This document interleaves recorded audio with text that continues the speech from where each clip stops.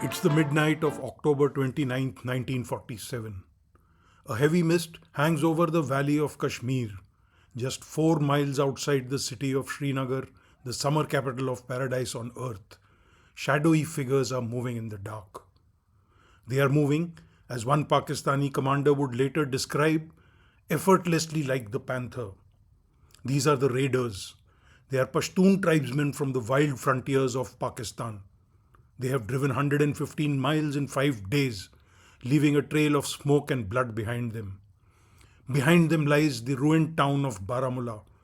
Ahead of them lies the coveted prize, Srinagar. Inside the city, there is panic. The Maharaja has already fled his palace in the dead of the night, taking his jewels and his family, terrified that he would be captured or shot in his sleep. At this precise moment, the fate of South Asia hangs by a thread. If these raiders reach the airfield in Srinagar, Kashmir becomes a part of India. If they are stopped, the map of the subcontinent changes forever.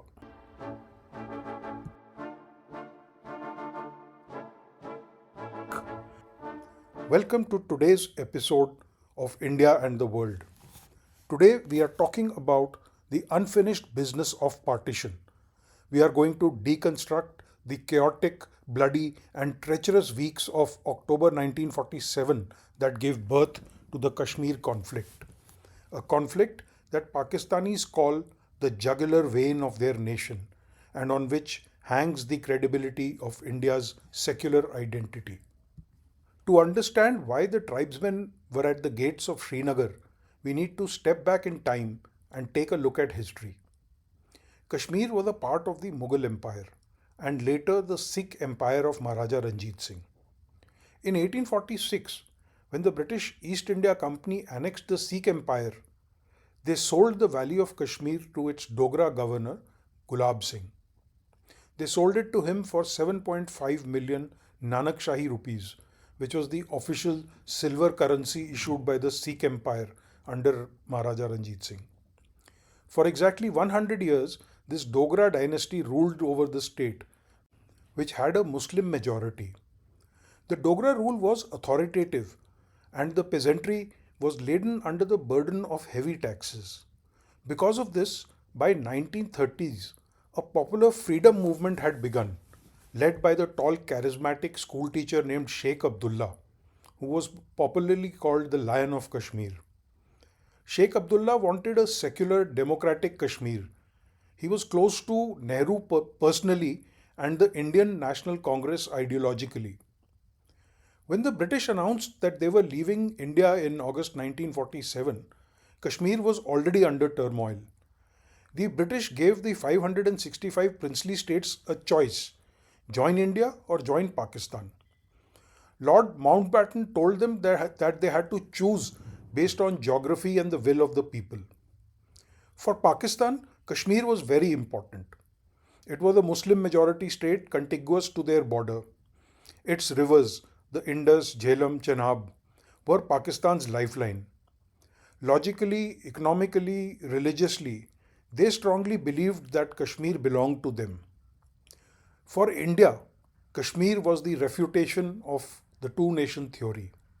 If a Muslim majority state could voluntarily join a secular India, it proved that religion did not determine nationhood.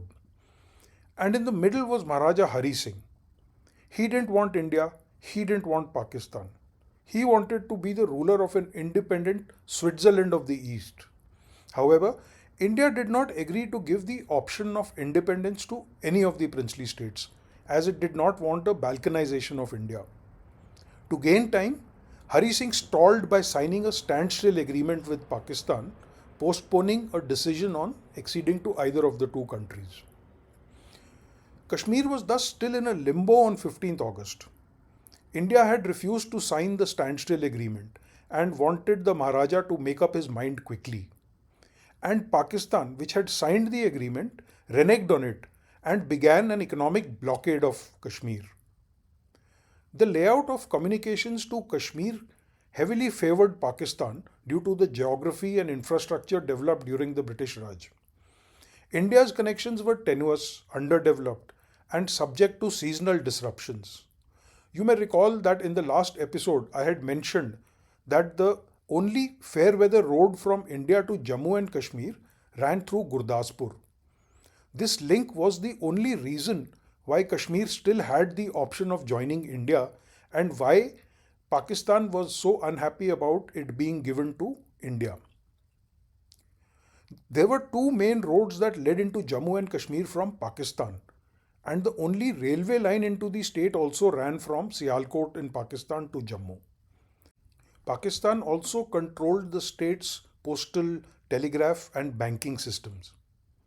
Taking advantage of this, Pakistan stopped supply of petrol, kerosene, and sugar. The postal system also collapsed. They wanted to strangle Kashmir and send a clear message to the Maharaja that you cannot survive without us. There was another dangerous development. Communal rioting broke out in Poonch. Poonch had a large number of veterans of World War II, many of who possessed weapons. Under instigation from Pakistan and fueled by rumors of atrocities against Muslims in India, Poonch rose in rebellion against the Maharaja's taxation and his demand that they surrender their weapons. The Maharaja's troops tried to quell this violence, which was given a communal twist by the vested interests. There was an exodus of Muslims towards the west, and the stories of these alleged atrocities travelled across the border into the northwest frontier province of Pakistan. They reached the ears of the Pashtun tribesmen, the Afridis and the Mashoods. These are the warriors who, as one source puts it, believed that the Quran was their highest law and boundaries were no obstacle. They began to gather as Pakistan began actively mobilizing and instigating them to fight for the liberation of their Muslim brethren. And this led to the tribals pouring into Kashmir. Now, there are two different narratives depending on who is telling the story. As per Pakistan, this was a spontaneous jihad by angry tribesmen, while India knows that it was a state sponsored invasion. India's assertions are borne out by not only Indian sources but also contemporary British accounts. Even the commander entrusted with this operation, Major General Akbar Khan of Pakistan Army, writing under the pseudonym General Tariq, reveals that the plans were drawn up as early as September. He confirms that the Pakistan's Prime Minister Liaquat Ali Khan was involved in the discussions of these plans. The plan was called Operation Gulmarg.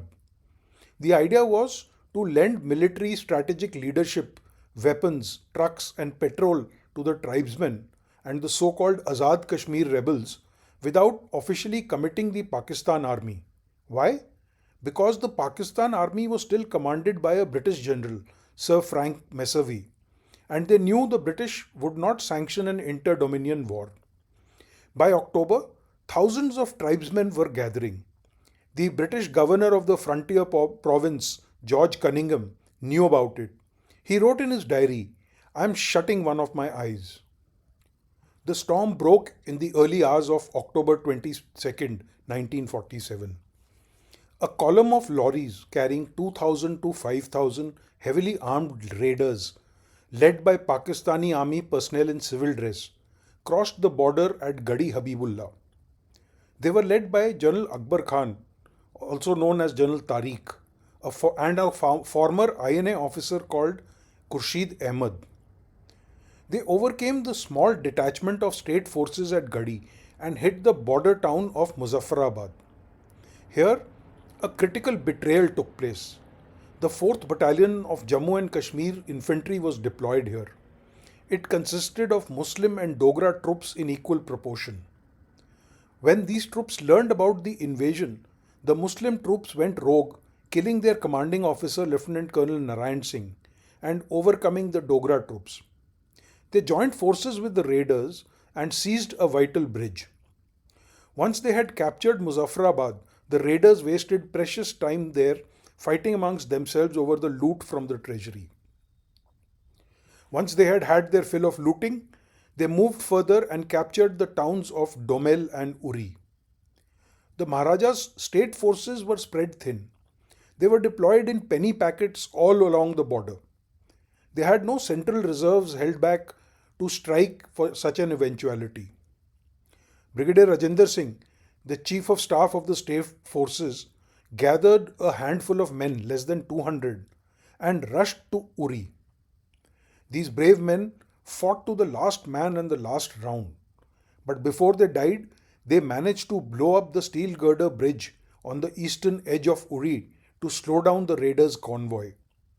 Their sacrifice bought the Maharaja two crucial days. These 2 days would change the course of history. On 24th October, the raiders captured the powerhouse at Mahura, cutting off the power to Srinagar and plunging the city into darkness. By now, the commander-in-chief of the Indian Army had also received the news of the invasion. The Maharaja also sent a desperate appeal for help to the government of India. He wrote, "With the conditions obtaining at present in my state and the great emergency of the situation as it exists, I have no option but to ask for help from the Indian Dominion. Naturally, they cannot send the help asked for by me without my state acceding to the Dominion of India. I have accordingly decided to do so." In New Delhi, Prime Minister Nehru and Home Minister Sardar Patel were weighing their options. They knew Kashmir was burning, but Lord Mountbatten, now the Governor General of India, insisted on a legality. He said India could not send troops to a neutral state unless Kashmir formally signed the instrument of accession first. The Defence Committee of Indian Cabinet met at 10 am on 25th October. It directed the Chiefs of Staff to prepare plans for sending troops to Kashmir and decided to send VP Menon, who was the secretary in the Ministry of States, which is now the Home Ministry, working under Sardar Patel then, to Srinagar to assess the situation and get the instrument of accession signed. Menon flew to Srinagar and found the city plunged in darkness and the Maharaja completely unnerved. On Menon's advice, Maharaja Hari Singh collected his family and valuables and prepared to flee Srinagar for Jammu. He signed the instrument of accession and Menon returned to Delhi with this document, and the Prime Minister of Kashmir, Meher Chand Mahajan, accompanied him. But there was a caveat. In the acceptance letter to the instrument of accession, Mountbatten added a fateful clause. Once law and order was restored, the question of accession should be settled by a reference to the people. This is the origin of the plebiscite promise, which was also mentioned subsequently in the UN resolution on Kashmir and to which Pakistan holds on to this date. When the news of the accession reached Lahore, Muhammad Ali Jinnah, the founder of Pakistan, was furious.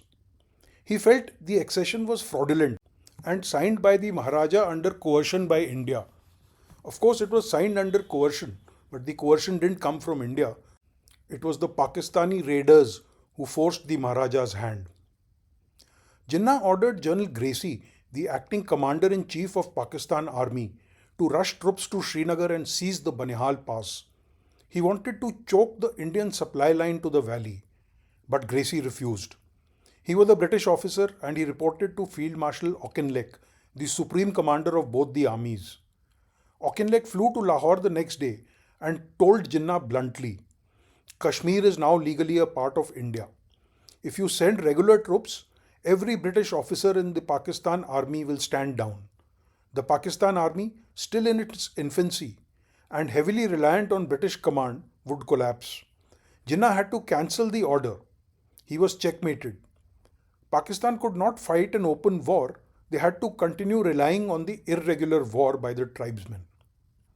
And what were the tribesmen up to by now?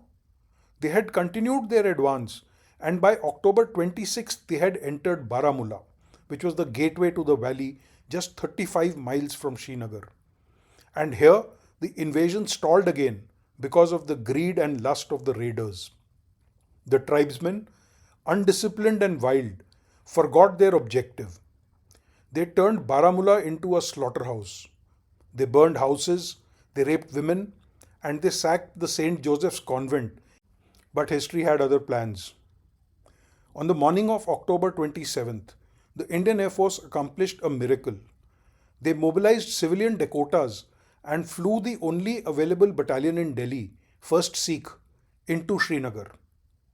The scene at the airport was chaotic. The troops didn't know if the raiders already held the runway. Orders to Colonel D.R. Rai, the CEO of 1st Sikh, were that they were to circle the airfield and see if the airfield had been captured by the raiders. Since the raiders were still busy looting Baramulla, the aircraft could land and the troops of 1 Sikh secured the Srinagar airfield. While Srinagar and the Kashmir Valley were saved, the story of Gilgit, a remote strategic outpost, is particularly tragic. The Gilgit Scouts were commanded by a 24-year-old British Major, William Brown. Although normally serving on the Maharaja's forces, his loyalty obviously lay to the British Crown and apparently to Pakistan.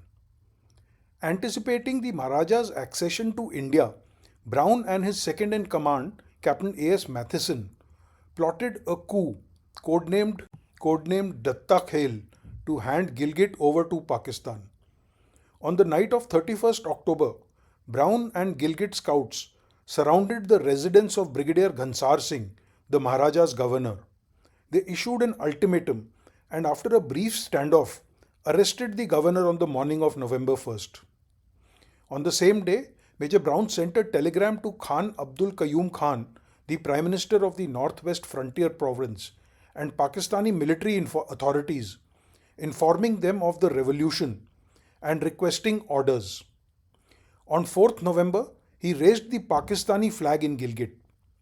Brown became the de facto governor and helped form a provisional government consisting of insurgent officers.